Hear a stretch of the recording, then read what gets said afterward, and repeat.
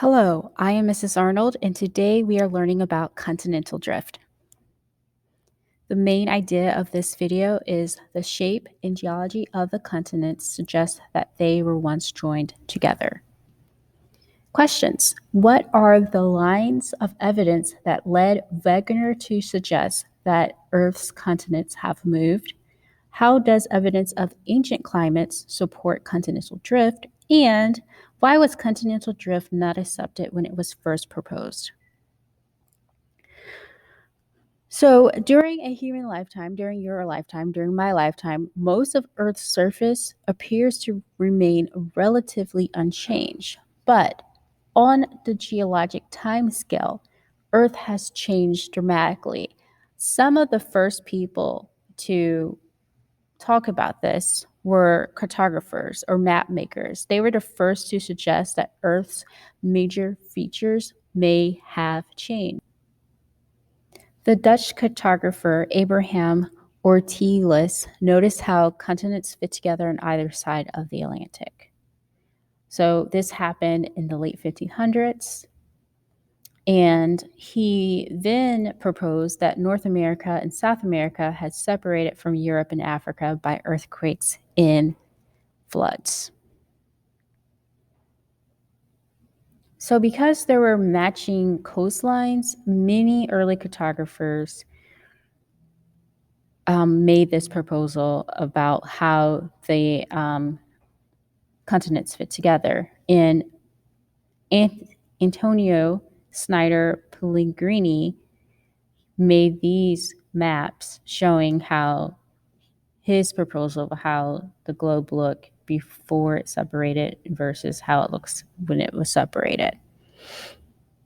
So this was going on for like 300 years. Cartographers and scientists and writers commenting on how the matching coastlines, commenting on the matching coastlines. And then in 1912, that is when we get the idea of moving continents. This was proposed by German meteorologist Alfred Wegener. Here's a picture of him. And since his name is German, the W, is pronounced with a V sound. So it's Wegener. And he proposed, his hypothesis was continental drift.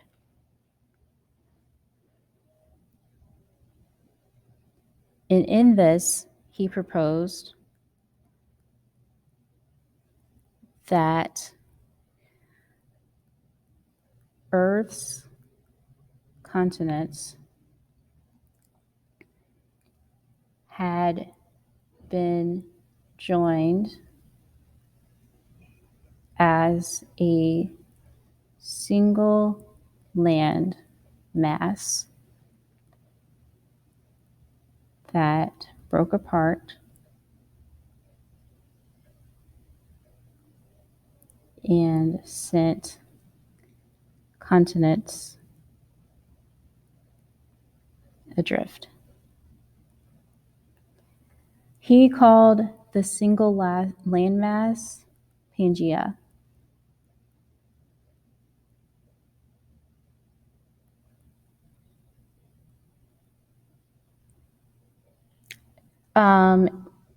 He is the first to use evidence other than the fact that, hey, it looks like these fit together like puzzle pieces. So the evidence that he used, rock evidence, climate evidence, and fossils.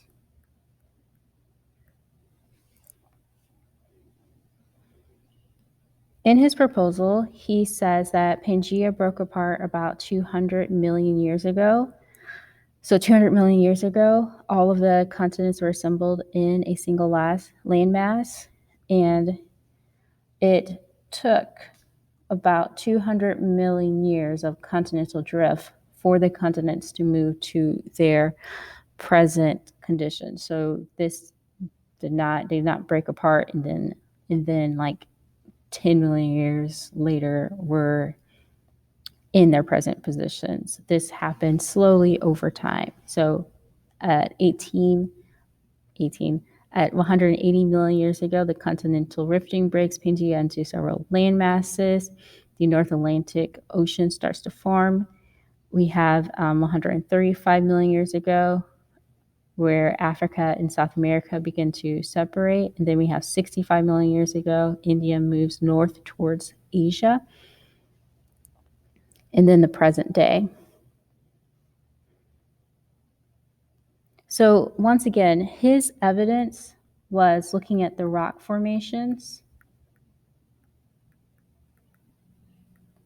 looking at fossils, and looking at climate, so climatic evidence.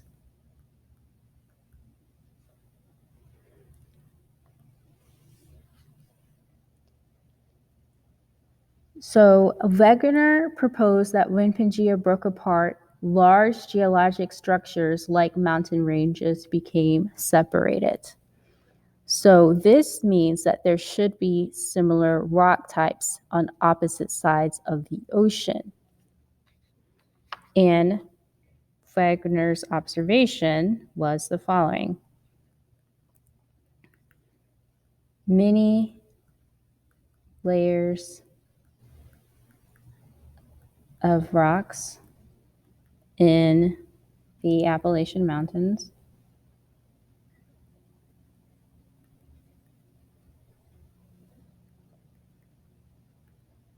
in the US to our east are identical to layers of rocks, layer of rock in similar mountains in Europe and Greenland, which is pretty cool. So the rocks that were similar, so he found, that rocks were similar, and also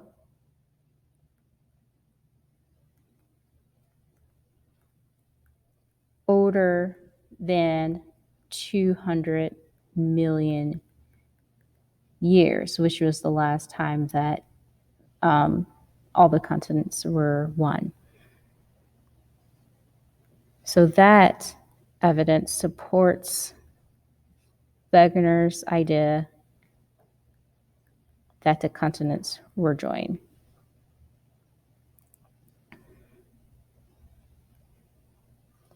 This picture shows where we have similar rock layers in blue. So the blue areas, we have similar rock layers. And the purple area right here tells us that's where we have matching mountain ranges. So the Appalachian Mountains match up here.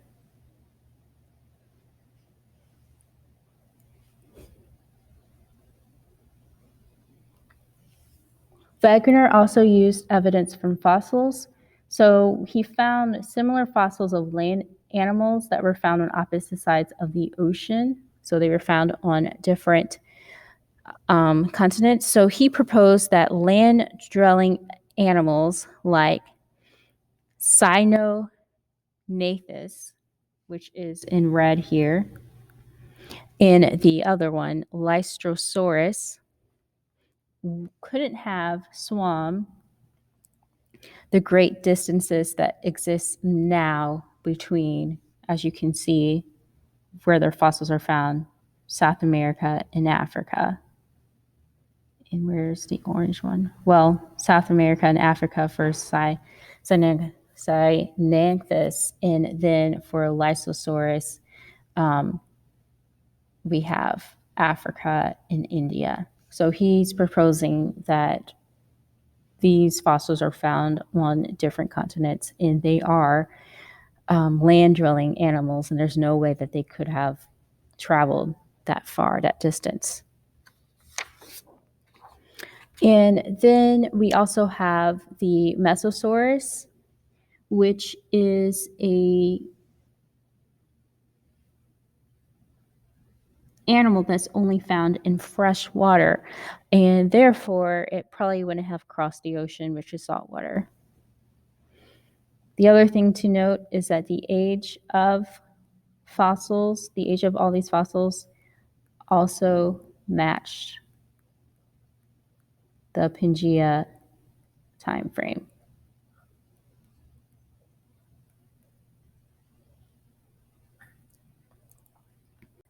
Since Wegener was a meteorologist, he recognized clues about ancient climates from the fossils he studied. One example is Glossotaurus, which is a plant, a seed fern that resembled low ferns. The thing about this plant is that it grew in temperate climates, but the fossils were found in South America, Antarctica, and India. So there's a few things here that kind of got Wegener thinking. First thing is that the area separating where this fossil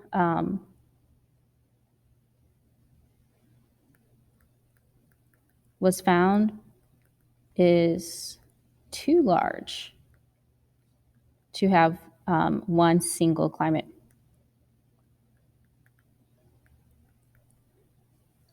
And the other thing is that this plant grew in temperate climates.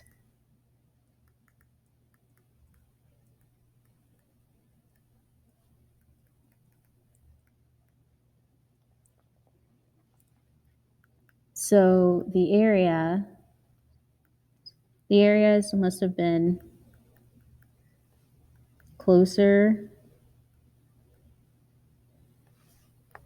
to equator and joined together.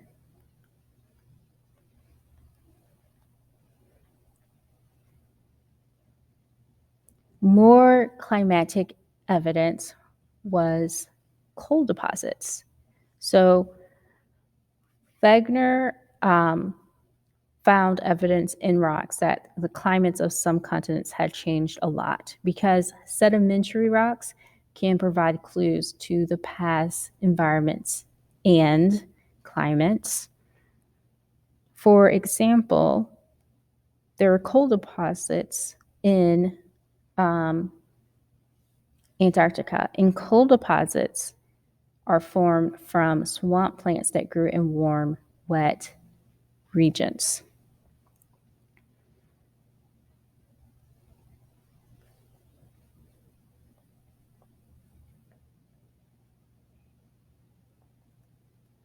So there's coal beds in Antarctica.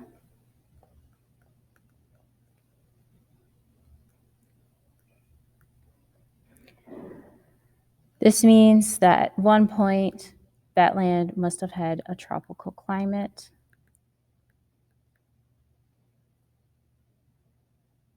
And must have been closer to equator.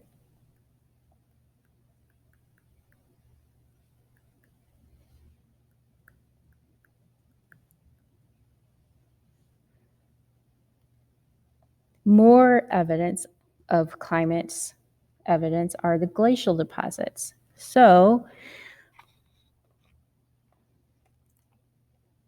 there are glacial deposits found in parts of, as you can see, Africa, India, in Australia, and South America, which suggests that these areas were once covered in ice.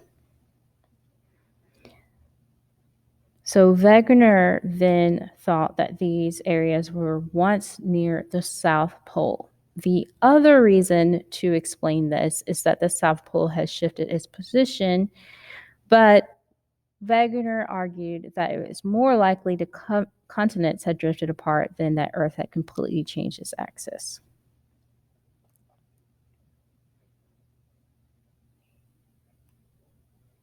Even with all of this evidence, continental drift was rejected. Okay, so we have to remember when Wegener made his proposal, many people in the scientific community considered the continents in ocean basins to be fixed features. And there were two flaws in Wegener's proposal. The first one was, I'm going to write these in forms of questions. What force caused the movement? So Wegener was not able to come up with a satisfactory explanation of how the continents moved. Okay, he thought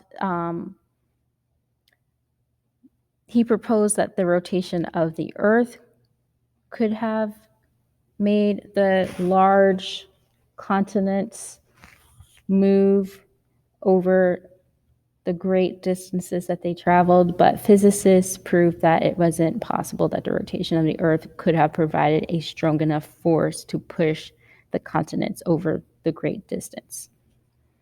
And then the second flaw was that he could not answer this question either. How do continents move through something solid? So Wegener, in his continental drift hypothesis, says that they were plowing through the stationary ocean floor, that the continents were plowing through the stationary ocean floor. But it was known that the Earth's mantle below the crust was solid. So how could continents move through something solid? And that was something that he could not answer, but he tried. He continued to travel to gather evidence in support of continental drift. And as you can see in figure 6, he collected further evidence for his theory on a 1930 expedition to Greenland. He died during this expedition, many years before his data became the basis for the theory of plate tectonics. I think he actually froze to death. So it's kind of a tragic ending. In the early 1960s, new technology revealed more evidence on how continents move. Therefore, scientists started to reconsider Wegener's ideas. We have new technologies like advances in seafloor mapping that we talked about in chapter 15, when we talked about the ocean.